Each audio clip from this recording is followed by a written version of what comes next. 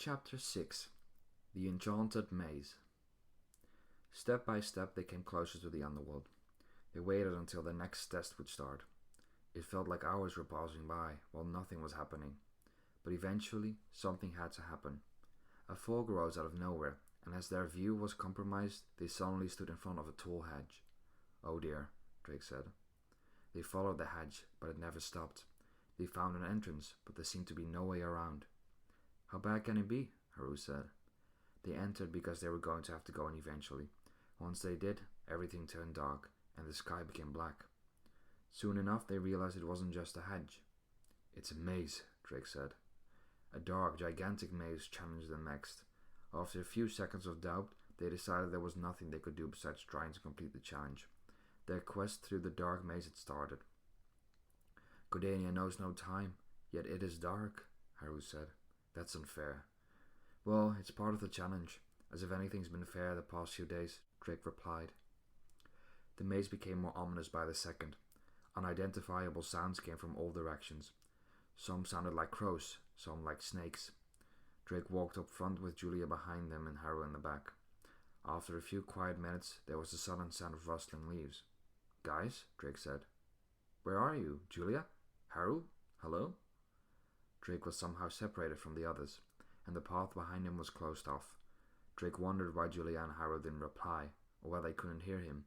It seemed like the maze was changing on its own and somehow managed to separate the three. Meanwhile, Haru and Julia had lost track of each other and Drake as well. Haru was struggling with being alone.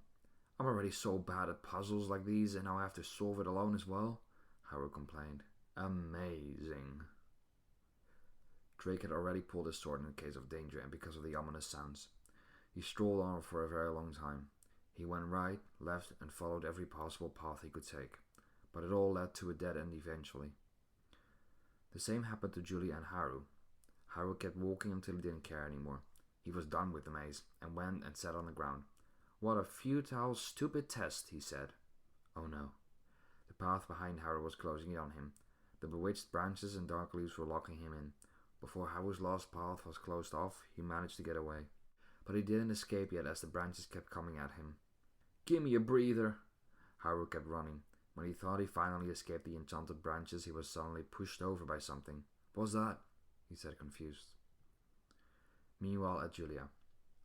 Julia got bewildered by the maze, scared of what awaited her and worried about her friends. Their nerve-wracking quest through the maze went on for what felt like hours. After having seen or heard nothing for all those hours, Julia heard a loud roar. "What was that? That sounded awfully like a..." Julia received the scare of her life as a beast crossed her path. "Lion!" She ran for her life. She tried to pull her bow while she kept on running. She let go of an arrow but missed the lion. The beast jumped at her. She barely dodged the lion but ended up at a dead end. Julia pulled her bow again, ready to shoot another arrow. But she hesitated. She couldn't shoot the lion. The beast slowly approached her, but Julia lowered her bow as she looked at the creature's eyes. The lion didn't attack because Julia didn't prove to be dangerous. Even though it was not normal for a lion to do this, it sat down in front of Julia and looked at her. She came close, carefully, and tried to stroke the lion's mane. The beast proved not to be hostile, and as it was part of the test, it just slowly vanished. Meanwhile at Drake.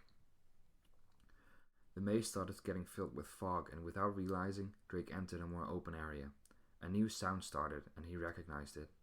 "Please, no." The sounds came closer. Inferi. In a matter of seconds, Drake was surrounded by Inferi. He wondered at first who controlled them, but assumed they were an actual Inferi. Drake was holding his sword and took down the closest Inferiors.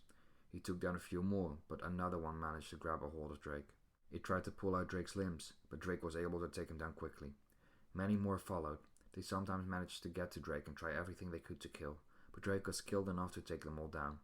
Though as he thought he won, many more came running towards him. Drake started running, but whichever path he chose, Inferi blocked his path. They all dove at Drake and overwhelmed him. Drake screamed loudly. He disappeared underneath the pile of Inferi and had seemingly lost until all the Inferi disappeared in the blink of an eye. The guard monitoring the test thought it was enough. Drake was left perplexed and with several cuts and bruises. Right before that at Julia. Julia wasn't sure of how long she had been in the maze. All of a sudden, she heard Drake scream. She looked up. Drake? Drake! Julia started going faster. She headed for where Drake was, well, where she heard his scream come from. Eventually, she managed to get to the open area, but nothing was there. No Fury and no Drake. Julia lost grip of reality. She looked around aimlessly. She went down on her knees, put her hands on her head and screamed. But then she stopped. She looked angry and followed up by concentrating. She closed her eyes and took a deep breath. She moved her right hand against the hedge, and as she continued walking, she kept her eyes closed. She struck the leaves and paused as she made a cross-section. She still had her eyes closed, but opened them when she felt a certain presence. She looked to her right and chose the right direction. In the distance, she saw a source of light. She slowly headed for it, while still touching the hedge on the right of her. The light source took shape and changed into a statue. It was the statue of a sphinx. "Welcome. You are the first to make it here," it spoke. The stone sphinx was moving as well. "Let me summon your friends." Suddenly, Drake and Haru appeared behind Julia. Get off! Get off! What?" Haru said, panicking and confused. "Julia?" Drake said, surprised. "Oh, hello there," Haru said, bewildered. "Hey guys, Haru, why is your hair standing up?" "Oh, I will tell you," Haru said angrily. "I had to face electric eels.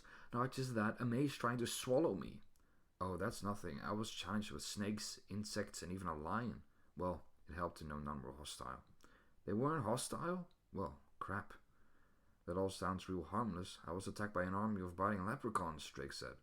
"The worst was the Inferi. I think I died? I can't remember. It's all so vague." "Electric eels are still the worst," Haru kept complaining. Only then, Haru noticed the Sphinx. "This one hostile?" "I could be," the Sphinx answered. "You may pass once you've solved my riddle. If you answer wrongly, I attack. If you answer correctly, you're free to go. Ready?" "No, but as if we have a choice," Drake said. "What cannot be made, created, or replicated? What is dangerous yet beautiful? A blind adventure of outcomes impossible to predict. What will the dark never know?" "A Coke?" Haru answered bluntly. "A sword?" Drake answered bluntly as well. "Guys, if we get it wrong, she attacks," Julia called out. The head of the Sphinx moved towards Julia, implying Drake's and Haru's chance was gone. Still, they continued. "Beer? A dragon? Coffee? A dragon with a sword? Yogurt?" "Yogurt? Really, Haru?" Drake said. "As if dragons can hold swords." Julia smacked her hand against her head and was extremely disappointed with Drake and Haru. "What about a cookie?" Haru continued. "A dragon with a sword that is on fire? Isaac Newton?" "Isaac Newton? Really, Haru? Do you even know what that is?" "Well, no, but maybe she does." Julia sighed deeply.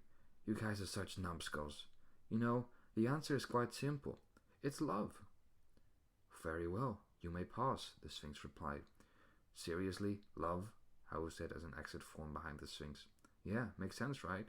"No. You just focus on whatever you find important." "Indeed. I'd like a Coke." Drake chuckled and Julia sighed. They thought the Sphinx would be the end of the test because they were reunited to work together on her riddle, but it wasn't. The ground underneath their feet started turning to stone. Cracks appeared and formed tiles. "Why are we stopping?" Haru asked. He passed Drake and Julia and kept walking, but as Haru stepped on one of the tiles, the tiling around him fell and Haru fell down too. "Haru!" Drake shouted. Haru landed in a shallow underground lake. Nothing happened. "Great, we were almost there," Haru complained, "and now I'm wet." "We need to find the right tiles," Julia said. Drake and Julia took a leap over the tiles that had dropped down. "Guys," Haru called out, "I think this lake is filled with piranhas." "Hold on a little longer, Haru," Drake shouted. "Ouch!" Haru got bit by one of the piranhas. He killed it with the sharp edge of his boomerang. "Hurry!" "How are we gonna do this?" Drake asked Julia. "Heck, I know. We'll try something." "Good, lovely," Drake replied. They tried out different tiles until Drake chose the wrong one and fell down as well. "Hey Haru, how is life?" Drake asked once he joined him, trying to lighten the mood. "What do you think? We're in a lake filled with piranhas." Julia looked closely at the tiles. She noticed something off. Some tiles were different than the others. While some were clean and unscathed, others were not, and covered with a bit of moss and green. "It's part of the maze," she said. "Julia!" Drake shouted anxiously. Drake and Haru were fighting off the piranhas. They dove under to be able to see them better, but the water was dark and they couldn't see much. Piranhas kept getting to their lower limbs and managed to harm them badly. They were able to take some down, but could not possibly hold on much longer. though that wasn't needed, because in an anticlimactic way they were suddenly back up in the maze again. They stood in front of the exit, their weapons still raised and motionless, perplexed about their sudden teleportation. "Oh, you made it past," Drake said. "You're welcome," Julia answered. "And I think we made it." "All the teleporting is making me nauseous," Haru said. "Please not again." A figure appeared, and it turned out to be Adorite. "You managed to make it through my maze. As the god of love, I shall award you." Haru rolled with his eyes but became a little more grateful when Adorite healed their wounds. "Well, Julia's basically done everything for you guys, so today I will present just you with this. Julia, I will grant you one of the powers of my grandmother, Terra, the gift of Flora. Use it well." Adorite summoned a green source of light that formed around Julia's body and disappeared. "Thank you." "Well done. And good luck." "Oh, and Haru?" "Yeah?" "A Coke, really? Just let me be." "Haha, alright. See you three soon." Adorite vanished. "Well, that was fun," Julia said. "Fun? My hair is still standing up straight," Haru said angrily. "Stop complaining, Haru," Drake said while chuckling. "Alright, but for the next test, I do hope for something that's less electric." "I'm fine by that." "Me too," Julia said. "So, electric eels?" "No word."